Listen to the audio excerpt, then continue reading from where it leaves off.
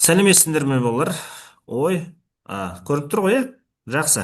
Кері итеруші күш деген тақырыпты жазасыңдар. Архимед күші деген тақырып бар сендердің кітаптарыңда.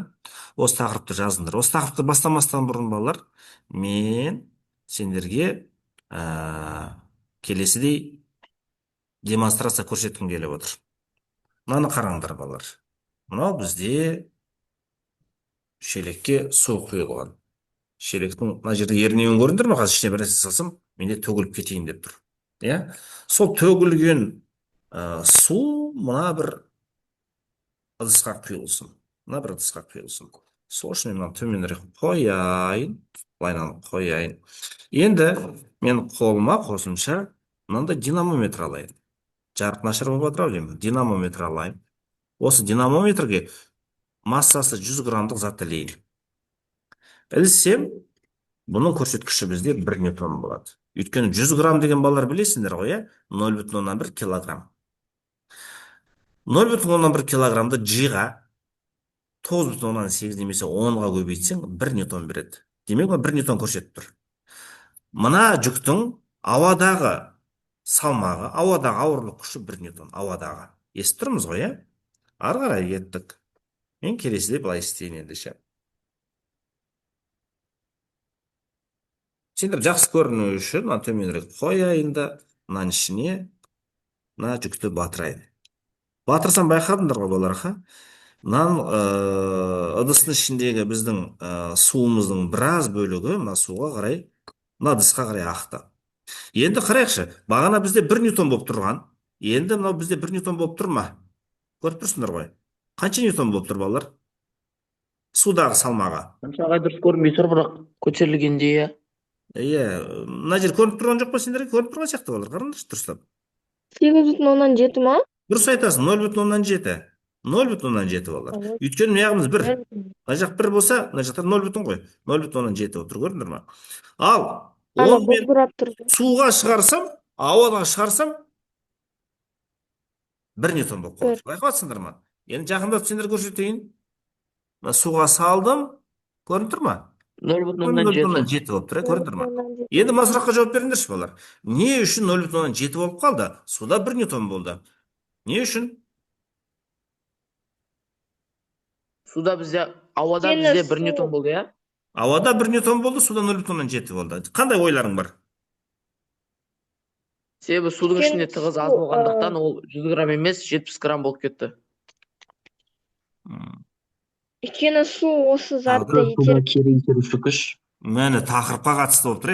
Өйткені судың қандай қасиеті бар екен? Кері итеруші күш. Кері итеретін қасиеті бар екен, дұрыс па? Ауырлық күші бізде қалай қарай бағытталған? Ауырлық күші бізде төмен бағытталған. Ауырлық күші гравитацияға қарай.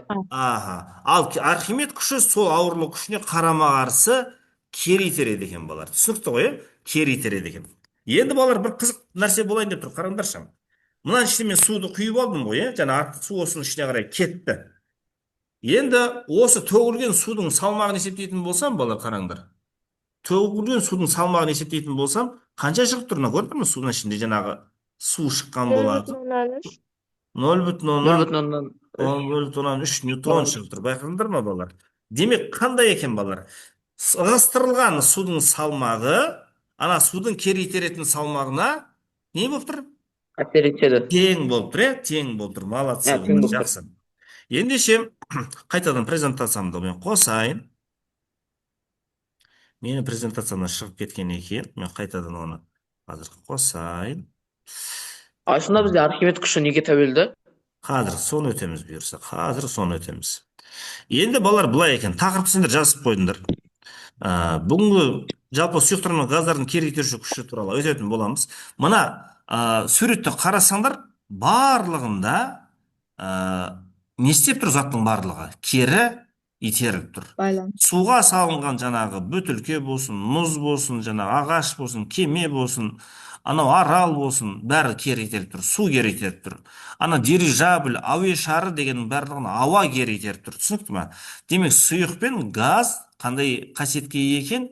Кері итеруші қасиетке. Кері итеруші қасиетке ие. Енді мына жерде бос жерге мен мына нәрсені жазғым келіп отыр.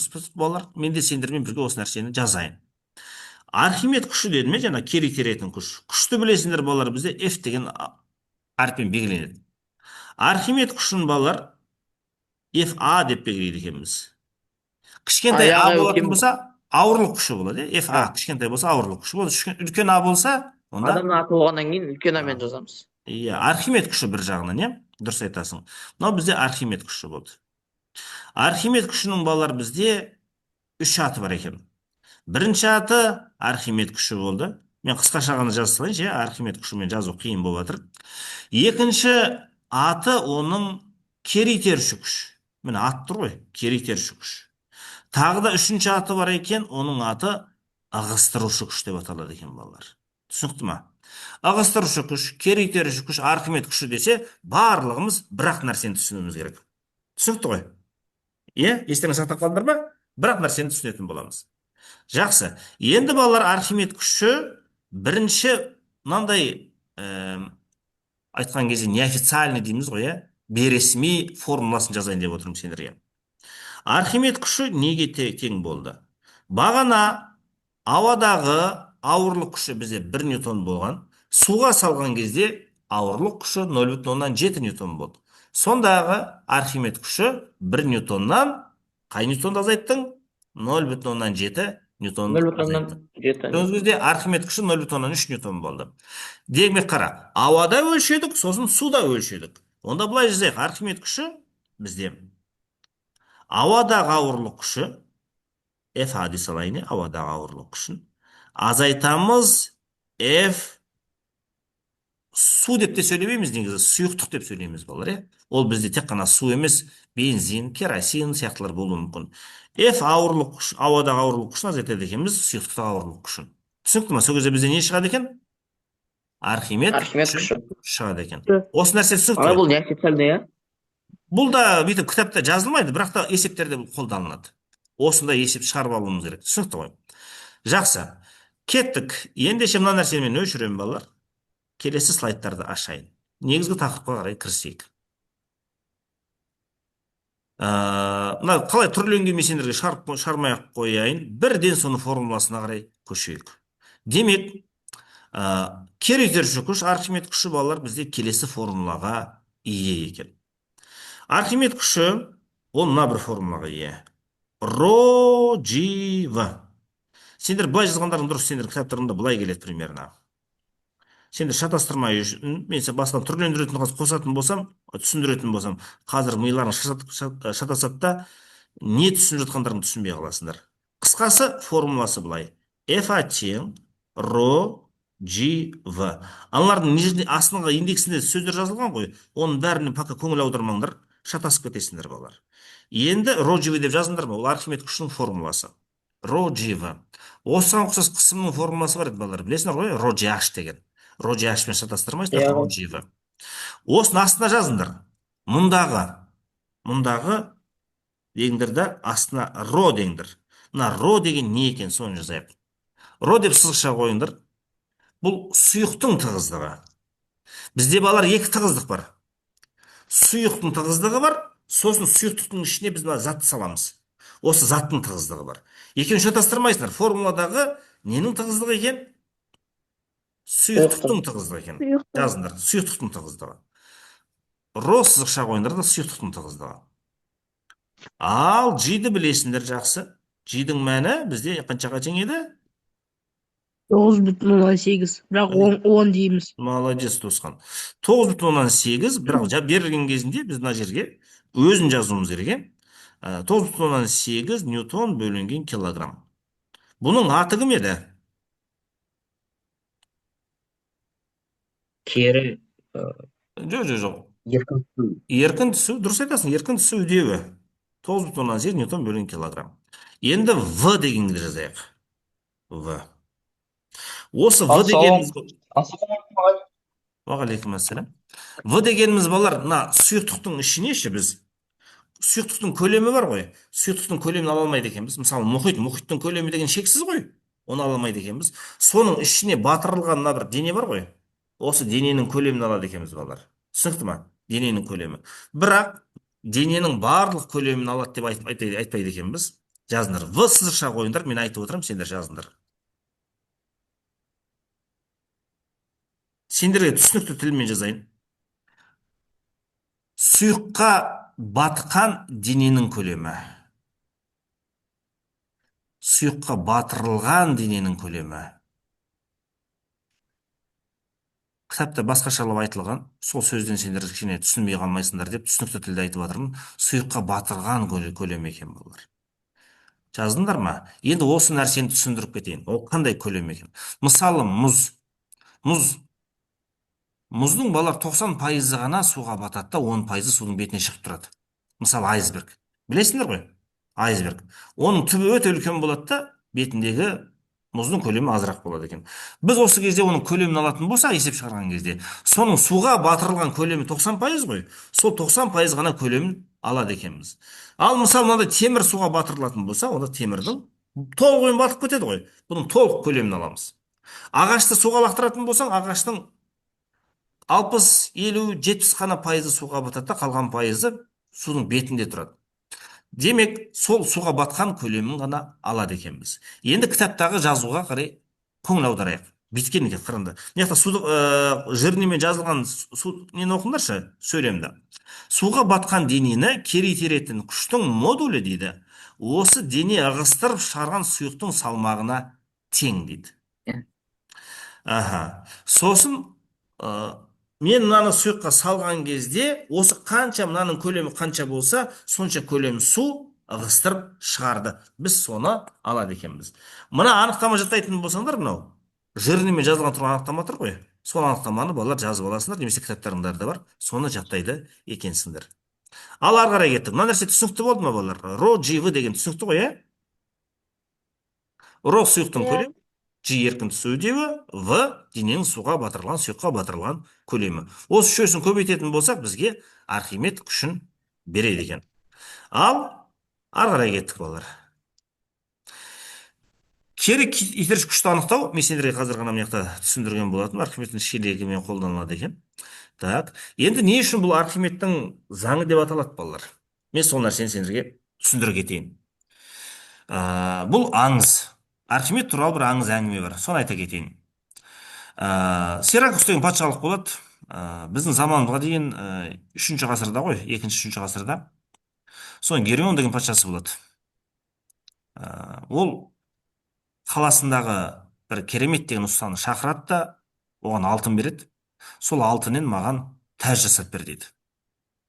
Тәж жасап береді. Тәж жасап бергеннен кейін ол ханның ішінде бір арам ойы болады. Ай, осы ұстаға сенбейді. Осы алтыннан емес, жартылай ішін күміс қып, бетін алтынмен қаптай салды ма деген сияқты бір ойға келеді. Сонымен, бірақ салмағы сол салмақ. Қанша алтын берді, сол салмақты алтын жасап берді. Сонымен енді оны дәлелдеу үшін сол өзінің патшалығында, өзінің қаласындағы ғалымды шақырады ғой. Ол бізде Архимед болады. Архимедке айтады: маған осыны дәлелдеп бер. Ал ана тәжді бұзайын десе, жалқа. Құрамында оның күміс бар ма, жоқ па екенін көрейін десе. Сонымен Архимедке қандай да бір уақыт береді. Егер соны орындамайтын болса, Архимедтің басы кетеді. Енді білесіңдер, о заманда кешірім деген жоқ. Сонымен Архимед әбден қатты ойланады. Не істесем екен, қалай тапсам екен деп шешімін. Сонымен шешімін таба алмайды. Ертең уже уақыт бітеді деген кезде, не болса да енді тазаланып өлейін дейді да, суға, өз енді думка дейміз ғой, ойда жүрген адам ғой, ваннаға суды шілпілдетіп тұрып, бетімен толтырып тұрып суды құяды да, ішіне қарай түскен кезде, білесіңдер, су не істейді? Сыртқа қарай ағады. Сыртқа қарай ағады. Қанша көлемде су ағады сыртқа қарай? Архимедтің көлемі қанша болса, тура сонша көлемдегі су сыртқа қарай ағады екен. Сонымен оның ойына бірден жаңағы жауабы келеді ғой. Мен таптым дейді да, сыртқа қарай жүгіріп кетеді. Сыртқа жүгіреді да, прям патшаның сарайына қарай жүгіріп кетеді ғой, киінбеген бойдан.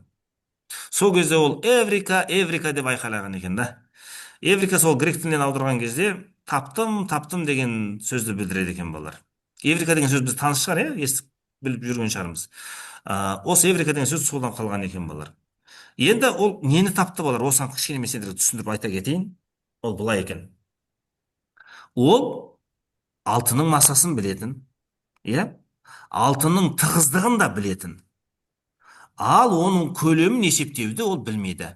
Ро тең формуласы қандай тығыздықтың? Қайсы дейсіз ағай? Тығыздықтың формуласы қандай еді? Ро тең F бөлінген S. ол P тең F А, бөлінген S. ой. Ро тең M бөлінген масса бөлінген M бөлінген V. V көлем болатын, дұрыс. Ол сол кезде ананың көлемін есептеуді білмеген екен да. Көлемін есептеуді білді ғой, бітті ғой. Жаңағы сұйықтықтың ішіне салатын болса тәжді, қанша су ағып шықса, сонша соның көлеміне тең болады. Массаны көлемге бөлсе, ненің? Алтынның тығыздығы шығады. Алтынның тығыздығы шейін белгілі. Егер де салса, одан жаңа көлем шығатын болса, сонымен ол массаны көлемге бөліп көреді, сол кезде ол алтынның тығыздығы шықпай қалған екен. Содан ол нені біледі? Тәждің таза алтыннан жасалмағанын Жасалмаған. білген, дәлелдеп берген екен балалар, осылай. Ал ары қарай кеттік балалар. Денелердің жүзу шарттары деген бар. Кітаптарында шатаспасам 150-ші бетте ме екен, сонда бір кесте бар. Енді мына нәрсені маған айтыңдаршы. Дененің жүзу шарты балалар екі нәрсеге тәуелді болады. Ол күшке тәуелді болады, екіншісі тығыздыққа тәуелді болады. Осы нәрсені былай қарай түсіндіріп кетейін балалар. Мына нәрсені қараңдар. Мысалы, кейбір байқасаңдар, кейбір жағдайда судың ішінде қалқып жүрген заттарды көресіңдер. Ол судың ішінде қалқып жүреді, өйткені сұйықтықтың тығыздығы мен дененің тығыздығы екеусі қандай екен? Дененің тығыздығы мен сұйықтықтың тығыздығы өзара тең. Сол үшін ана судың ішінде қалқып жүреді екен. Өйткені олардың ауырлық күші мен Архимед күші өзара тең екен. Бұл сұйықта жаңағы денелердің жүзудің бірінші шарты. Тығыздықтары тең, және Архимед күші мен ауырлық күші тең болатын болса, онда дене не істейді екен? Судың ішінде не істейді екен балалар? Қосып отырамыз. Жүзеді екен, судың ішінде жүзеді екен. Енді екінші жағдай. Мынау бізде темір, мынау бізде су. Маған айтыңдаршы, қайсының тығыздығы көп? Темірдің тығыздығы көп па, судың тығыздығы көп па? Темірдің тығыздығы көп. Демек, мына темірді суға салсам, ол темірді, су ағып кетті ғой. Салсам, мына темір суға не істейді? Бата ма, батпай ма? Батады. Батады. Дұрыс. Архимед күші көп па, ауырлық күші көп па? Ауырлық күші. Ауырлық күші көп. Демек, су батады екен, балалар. Су батады екен қай жағдайда? Ауырлық күші, Архимед күші. Ауырлық күші көп болғаннан. Аха. Екінші жағдай қандай екен? Дененің тығыздығы сұйықтықтың тығыздығынан көп болған кезде екен, түсінікті болды ғой. Жақсы. Енді бізде ағаш. Ағашты суға салсаң бата ма? Батпайды. Батпайды. Ол бетінде қалқиды, судың бетінде қалқиды. Өйткені ағаштың тығыздығы сұйықтықтың тығыздығынан қандай? Кіші. Сұйықтықтың тығыздығынан аз, Архимед күші ауырлық күшінен көп болады екен. Бұл жағдайда ол не істейді екен, балалар? Қалқиды екен. Дененің, осы нәрсені скрин жасап жазып алсаңдар болады, немесе кітаптарында шатаспасам денелердің жүзу шарттары деген тақырып бар, 150-ші бет ау деймін. Кесте бар, сол кестені сызып алсаңдар болады, балалар. Болды ғой, бұл тақырыпты балалар біз біттік осымен. Енді балалар, давайте есеп шығаруға көрсек. Келесі сабақ бізде балалар БЖВ. Ертең бұйырса күн жылы болар ма екен? Жылы болып қалатын жер. Келесі сабақ БЖВ. Ағай, четверг күні -31 градус болады. Қойшы. Ол жұмаға қатысты шығар. Четверг күні түні шығар ол. Бүгінгі түн қалай екен? Бүгінгі күні қарау керек. Ал, мені қараңдар балалар. Мына жерде кішкене онша дұрыс берілмеген екен. Біріншісінде көрдіңдер ме балалар? Не істейді екен? Сәйкестендіреміз балалар. Мына жақта сәйкестендір деп тұр ғой. Давайте сәйкестендірейік. Сендер сызаласыңдар ма, сызамайсыңдар ма? Болмаса айтыңдар, мынау қайда барады? Мынау қайда барады? Ағай, сызаламыз. Ал, біреуін сызыңдаршы. Кім сызғысы келеді? Ағай. Ау. ана жерде ро д ро с дегеніміз дене мен сұйықтық деген ба? Да. Ызы. Ро дене, ро сұйықтық деген сөз. Аха. Кім сызды? Мен сыздым. Тұр, мен сенің айналдым. Дұрыс сыздың. Келесісі. Ағай біз сыза аламыз ба? Білмеймін, шақада сызып отыр ғой. Демек, бәрінде достық бар шығар. Амир Ағай бастап достық жатыр. бар бір. О, Амир сызды. Ой, молодцы. Шақада тағы да сызды. Тосқан сызып үлгере алмай қалды. Молодец. Жарайсыңдар. Дұрыс түсінген екенсіңдер, балалар. Молодцы. Ендеше есепке кірісеміз ау шамасы. Мына жақта да өзінің несі бар екен, сызатындары бар екен. Осылай сыздыңдар ғой, балалар? Жарайсыңдар. Давайте келесі слайдты ашайын. Сол слайдта менде есептер бар, балалар. Так. 45-ші жаттауға көшейік. 45-ші презентация. Все. Енді мына жерде есептер шығарады екенбіз, балалар. Қараңдар. Еске түсірмей-ақ қояйық. Ой, мына жақта жауабын беріп қойып отыр ғой. Менде жауабымен шығып қалады екен, балалар. Қысқасы, давайте бүйтіп есептің берілгеніне обсуждение жасайық. Көлемі 2 метр куб болатын болса, оған әсер ететін ауырлық күші. Жаңағы Архимед күші. Архимед күші ро g-ді білесіңдер. Ро сұйықтық болғаннан кейін ол 1000-ға тең. G-ді 9,8 деп алған екен. Бәрін көбейте саламыз. Егер G-ді 10 деп алатын болса, онда 20.000 шығу керек еді. 9,8 деп алсақ, 19.600 шығады екен. Бұған да қатты тоқтамай-ақ қойын, сендер кітаптағы есепті шығарасыңдар. Кітаптағы есептерің балалар 150-ші бетте ма, бірақ есеп тұр, сендерде шығарыңдар деген. Сол есепті ғана шығарасыңдар. Соны маған түсіріп жібересіңдер, сосын конспектті обязательно жасайсыңдар, жақсы ма? Так. Келесі есептінде бізде жауабы бар екен. Бір қиын есеп болса берсем ба деп едім сендерге. Давайте, мына сондай есеп сияқты қараңдар, балалар. Көлемі 12 метр куб, ағаш білеушенің жартысы суға батырылған дейді. Ағаш білеушіге әсер ететін көтеру күшін анықтаңыз дейді. Көрдіңдер ме, 12 метр куб деп тұр ғой, бірақ 12 метр кубтың барлығын алып отырмыз ба біз? Қаншасын алады екенбіз? Байқадыңдар ма? Тек қана жартысын ғана алады екенбіз. Сол кезде 12 метр кубты жартыға көбейтетін болсаң 6 метр куб. Есеп шығарған кезде 6 метр кубты аласыңдар мені. Байқадыңдар ма? Осылай шығады екен. Пока жазбай-ақ қойыңдар, балалар. Бұл сендер видеосын жіберемін. Бір қиынырақ есеп болатын болса, соны көрсетсем бе деймін сендерге.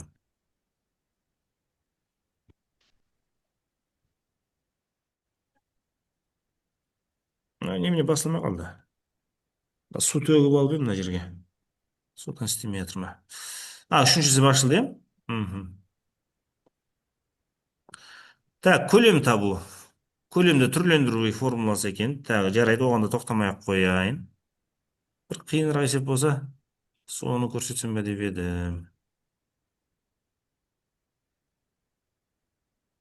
Қап. Не болып кетті мынау?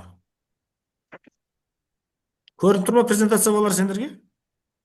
Иә. ағай. Менің экраным пустой болып қалды. Мен біраз сені бұзып жібердім ғой деймін соған қарағанда. Менде бәрі жоғалып кетті мына жақта. Қайда жүрсіңдер сендер? Так, тұра тұрыңдар, балалар. Мен жоғалтып алдым. Мен сырғытып жібердім мына жерден.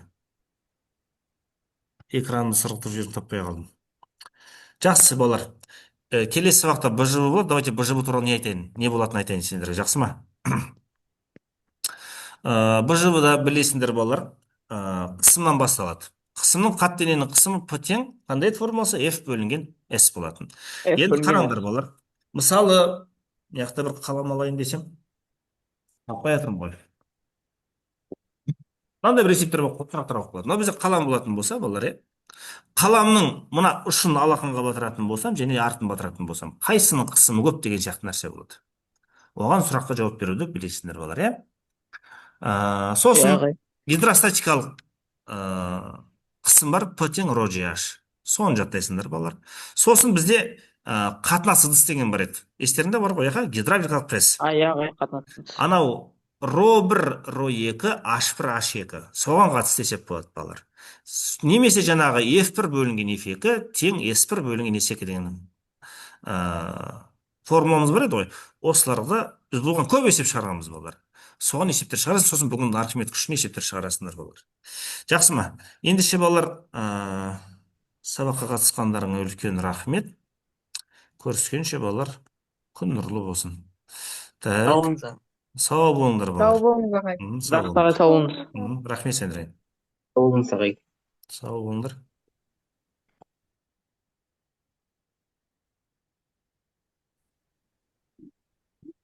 Енді шықты менде.